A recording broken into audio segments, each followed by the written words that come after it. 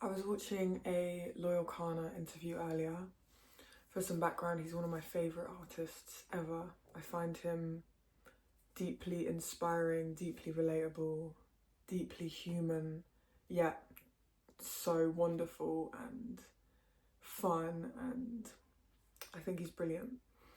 And a quote that he said in the interview is, "All of me is okay for people to see because that's the truth."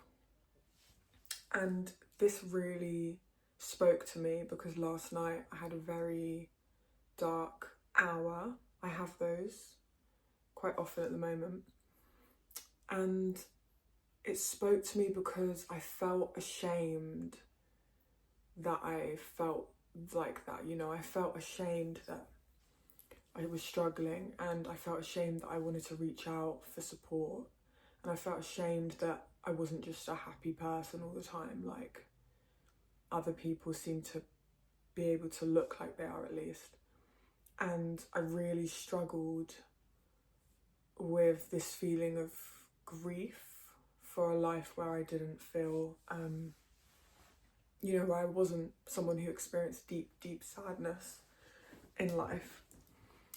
And yeah, that quote and the video in general, I will link the video in the description, because regardless of whether you like Loyle Carner or not, I think it was a wonderful thing to watch and listen to the way he sees the world. And yeah, it was amazing, it was beautiful. And yeah, it sparked something in me, and it soothed and healed something in me, because oftentimes we can feel like a burden or like we're too much when we have big emotions. And it is a lot, to feel big emotions, and then to need support is a lot too. But the quote really, I don't know, it tapped into something in me where it was like, I almost felt a fire in me of like, yeah, I have a lot of really great qualities, that like being peaceful and kind and inspired and curious and creative and full of wonder, and I'm caring. I've got all of these things, but on the other side of that, there's the whole flip side of all the other things that make me up to be the 360, which I think is a term he used as well, the 360 version of me. As someone who really wears their heart on their sleeve, I think I can appear a bit more, I don't even want to say like, I can appear quite different to other people because I don't really have anything to hide, and for the most part I don't really try and hide anything from anyone, because I think if I'm going to be here in this world, I want to really be here, and I want to really be me, whatever that looks like on whatever day it may be. And yeah, I love the idea of a 360 view of someone, like not just the light and the fun and the easy and the palatable and the agreeable, like what about the parts of them that are hard to stomach, and the parts of them that trigger you, and the parts of them that are difficult to handle sometimes because you haven't yet tapped into that part of you. So it's like, what is this? Yeah, I find it interesting that as a society we seem to struggle with really opening up, because I think there's this thing at the moment where it's like, we open up to people, chat to people, blah blah blah, and it is good because I think we are making progress, but the sort of open I'm talking about it hasn't really been mass consumed or mass adopted yet. And so I'm very like in touch with all of the beautiful, amazing, wonderful parts of me, my existence in the world. But I'm also so in touch with the dense, the dark, the deep, the less, like the ugly, And because not everyone is so in touch with that, I have to remind myself that it's okay that I'm not always completely understood, because it's like, that's good, because I'm kind of happy for those people that can't completely grasp it, because it's like, I don't want them to experience the darkness that I do. I know I can handle it, even though at the time it feels like I can't. I actually can, because I've been handling it since I was about 13 years old, so I can and I will continue to handle it. Whether I know that at the time is a completely different story, but it's an interesting concept, because it's like, out of all the people we know in our lives, how many of them do we really know? And I'm not trying to spin your head too much or get too philosophical, but I mean, I guess I kind of, that is just me all over, so fuck it, I'll own that, I'll own it. That's exactly what I'm gonna do. But I mean, how many people do we really know? Your boys, your mates, your whatever you want to call them, your girlfriends, what do we call knowing a person? How deep do you have to go to be like, oh, you know, I know this person now? Is knowing just association, or is knowing a real want and desire to actually understand why someone is the way they are and hold them in that?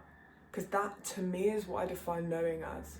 Knowing as, I know you, I've asked the questions, I really want to get to know you, and knowing as, I'm committed to keep getting to know you always, as long as we're in each other's lives, and maybe as long as we exist in this human form.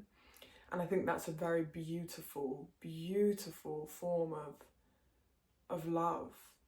Maybe the most beautiful, as it says, I accept you in all of the weird, dark and wonderful ways that you present. And then I also accept you for all the light and grace and dignity and joy and sunshine that you are too.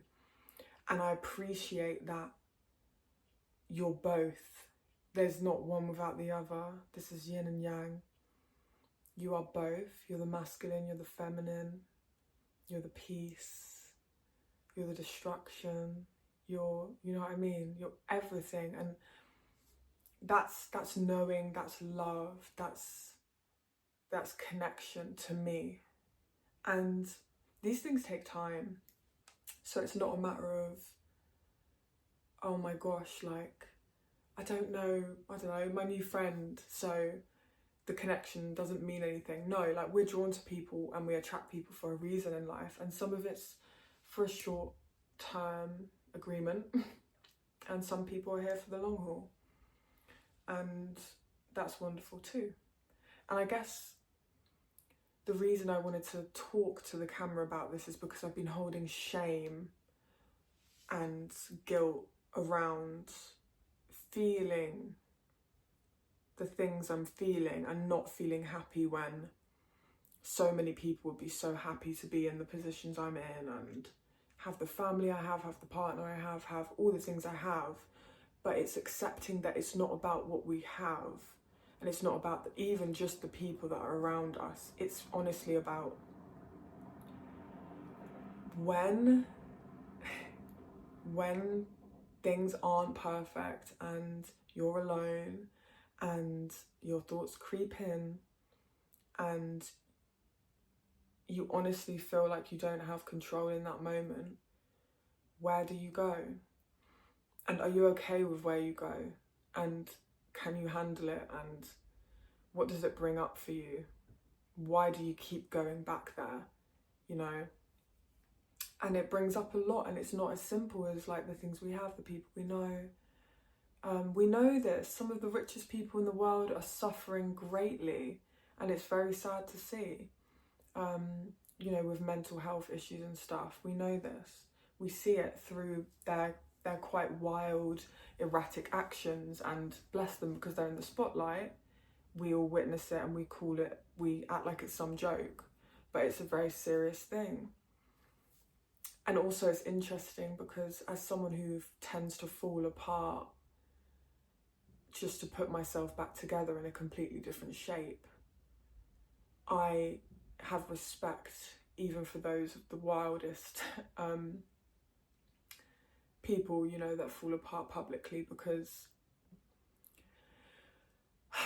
I have the privilege of doing it behind closed doors, you know, and no one will know unless I've told them, because I needed to have that support. I felt I wanted to have that support, or I didn't want to hide parts of myself from people that I love.